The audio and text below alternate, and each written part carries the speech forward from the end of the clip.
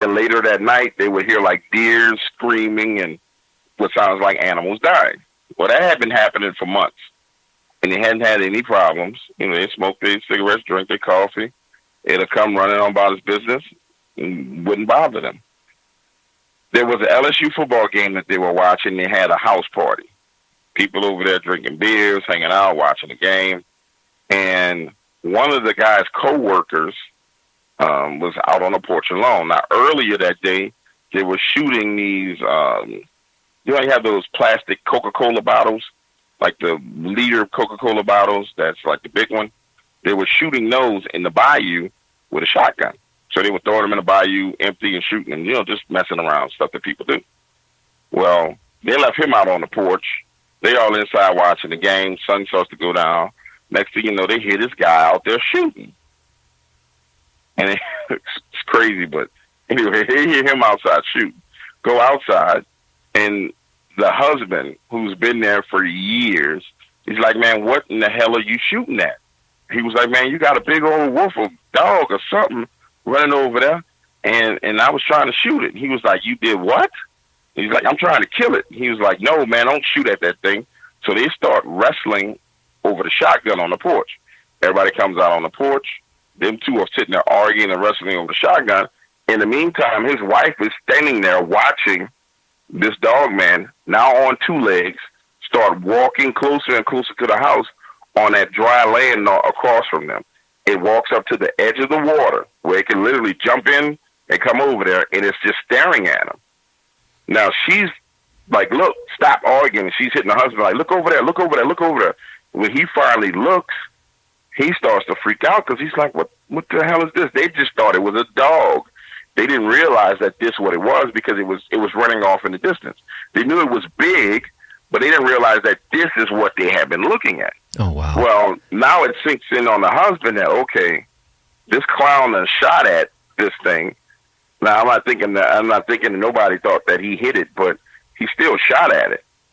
And so the husband takes the gun and kind of puts it down to the side, and now they're looking at it, and it's staring at the guy who shot at them. Like it's looking over at this guy. And I asked him, I said, well, how could you tell it was staring? He said, man, I have floodlights on the front of my house that when we flick them on, you see the gators in the water, you see everything. I could see this thing's eyes glowing from the reflection of the light, this kind of yellowish color, and it kept on looking at him, And I was like, well, what did you guys do? He's like, man, we just stood there. Wasn't nothing we could do. I said, well, what did it do? He said, man, it dropped back down on all fours, and it took off running along the edge of the water all the way up to the tee, jumped in.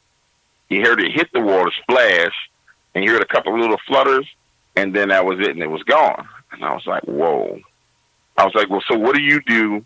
What do you do when your party is interrupted by something like that? He was like, man, people started going home. I was like, really? He's like, yeah, people started going home, bro. They started going home. And he's like, and that was a wrap. And he's like, me and my wife still sat out on the porch, and we haven't seen it. We hadn't seen it. They hadn't seen it back in that. Keep in mind, I'm telling you the story from when I talked to them.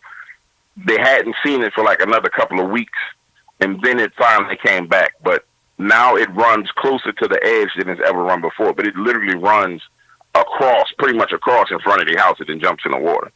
It doesn't like run off in the distance. It's like making sure they see it now. And I'm like, well, then what does it do? He's like, man, it'll look over at me while I'm sitting out there and just keep on going about its business. And I said, yeah, I think it's trying to intimidate you guys. He's like, well, it's doing a great goddamn job of intimidating us. I was like, all right, buddy. So down here we have a lot of people who have, we call it Rougarou down here, not dog man, but people have a lot of Rougarou encounters. Oh, wow. Has any been mauled or killed in that area by him at all? Have you heard from, people telling you stories about it? I've heard stories of bikers that were on motorbikes back out in, what do you call it?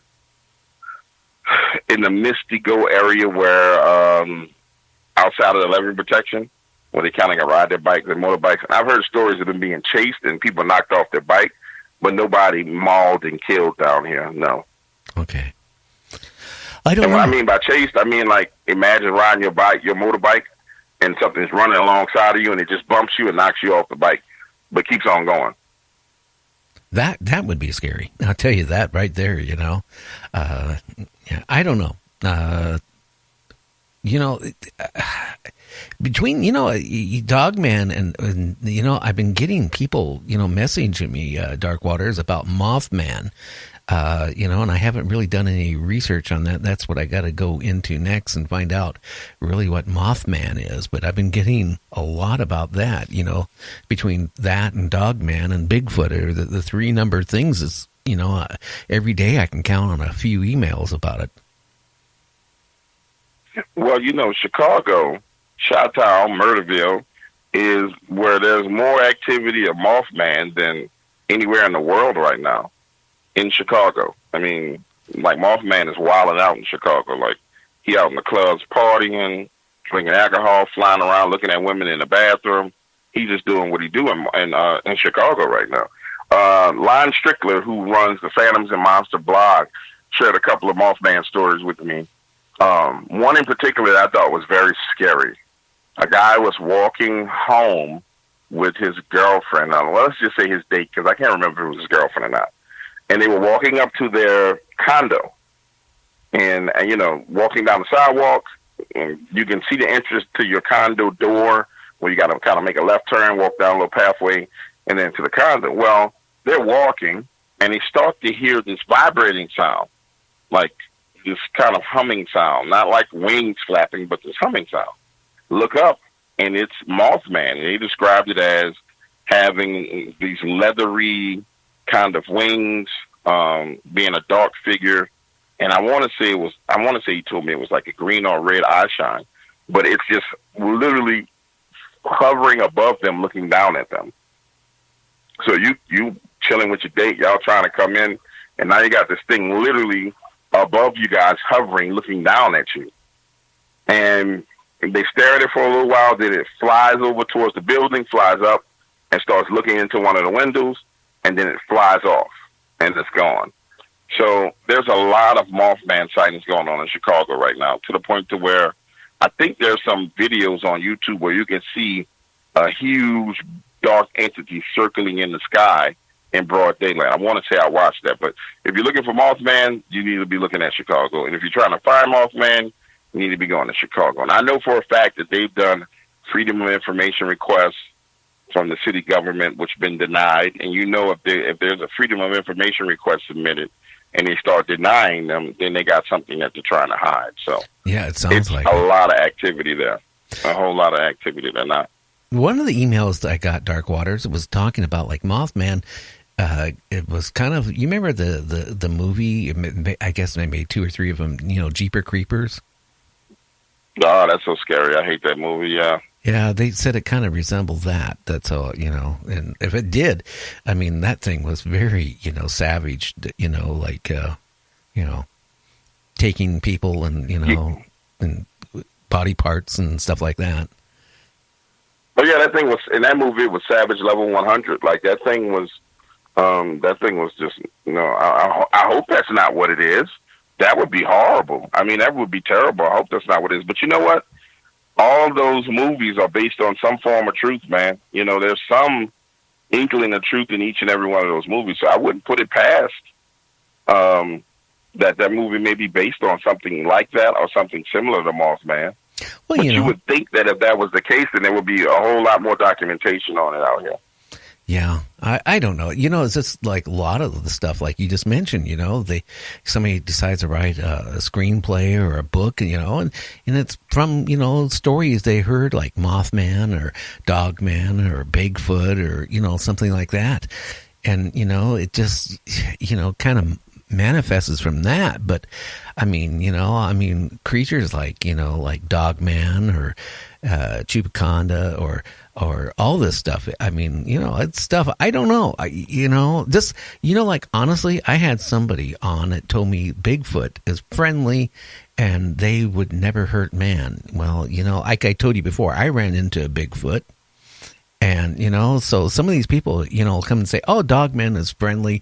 They're just trying to scare you. I think there's more in, I mean, look how many people have gone missing in this country. Yeah, you can't sell me. You can't sell me on Bigfoot is friendly. I'm sorry. I mean, there may be friendly encounters that people have with Bigfoot, but I've had so many. I've had more Bigfoot encounters told to me than anything, and what I've been able to glean from those encounters is this one thing: those animals or creatures or whatever you want to call them have personality types that are independent, just like our personality types are, and they're influenced by their environment just like we are. So just like there's psychopathic and murderous human beings, there are psychopathic and murderous Bigfoots running around in the woods. Well, right now. So, like my case, when me and my friend who was a medical doctor, when we ran into a Bigfoot up in the Canadian Rockies, I mean, we had to run 2 miles. We barely got in the car and got away. And that thing was aggressive. And, I honestly to this day feel seriously, if I wouldn't have took off running or, if I would have, not ran as fast as we did and got back to the car as fast as we did, I got a funny feeling we would have never made it back, period. That's just my feeling. I guess maybe each one has, just like humans have. But if you have to look at it. If you're out in the woods somewhere, you might be invading its territory. And it's just like if somebody came and walked in your house. No, but also you have to remember one of the things that we have a problem with is we like to be revisionists and we like to rewrite history and ignore what's been laid out in front of us as evidence from people who went before us. So even if you look at the Native Americans, they will tell you, and their accounts will tell you, that they were eating children and killing women back in those days. So that's part of our problem. We want to rewrite history and tell it the way we want to tell it, as opposed to just telling it like it is. There's a Bigfoot story that was on one of my albums called Crown Me King. And I'll say the album name, not because I want anybody to buy it, but because I want to remember the name of the story. I think I named it The Boogeyman. And it was from 1940s. God told me this story. It was Halloween time, and him and his friends were really excited about riding their bikes around. And during Halloween, their families would get together and party at one house. So the kids kind of had carte blanche to do whatever they wanted to do. Go trick-or-treating, messing around, do whatever. So it's 3 boys, 3 girls. They kind of got a little couple thing working. And they go out into the cornfields behind one of the guys' parents' house to kind of mess around like kids do. They get out in the cornfields and separate. And no sooner than they start kind of doing what kids do, they're not actually being sexual, but they're being experimental. One of the couples starts to hear something walking through the rows of corn. And they see the corn bending over and it walks past them. And they're like, okay, well, what is that? Then minutes later, they hear their friend screaming and running. Then they hear what he said sound like a bullhorn, just yelling super loud. So now they're running through the cornfields trying to get back to the main road that leads from the house into the cornfields. And when they get to the main road, they see 2 of their friends running up to the house. And then they start running, but they still got 2 of their friends missing. But just before they take off, full speed booking into the house, they realize that there's something standing in the cornfield, and its shoulders is taller than the corn. So you know how tall, we talk about, dead corn, but still that's pretty high, man. The shoulders are taller than the corn. And they take off running. They get to the back porch of the house, and now they're all freaking out because they weren't supposed to be in the cornfields in the first place, but they know that their 2 friends are still out there. So they're like, oh, my God, what are we going to do? Finally, they say, okay, well, we need to go tell our parents what happened. Well, when they go in the house, the other 2 kids that they thought were out in the cornfield with them are in there eating chicken and laughing and joking with everybody else. So they come back out, and all of them out there, and they're talking about what happened, and then they see the thing walking right across the road again and back into the cornfields on the other side. So, people have had Bigfoot encounters forever. I mean, absolutely forever. And it's crazy how many Bigfoot encounters people have had. Way more than Dogman. Oh, yeah. Bigfoot. Well, I've talked to a couple Indian elders up in Washington State, and, they were telling me the same thing what you mentioned. They mentioned that, back around the turn of the century, they would be in their little, the tribe members would be, in their little village, right? And the wives would be down, with their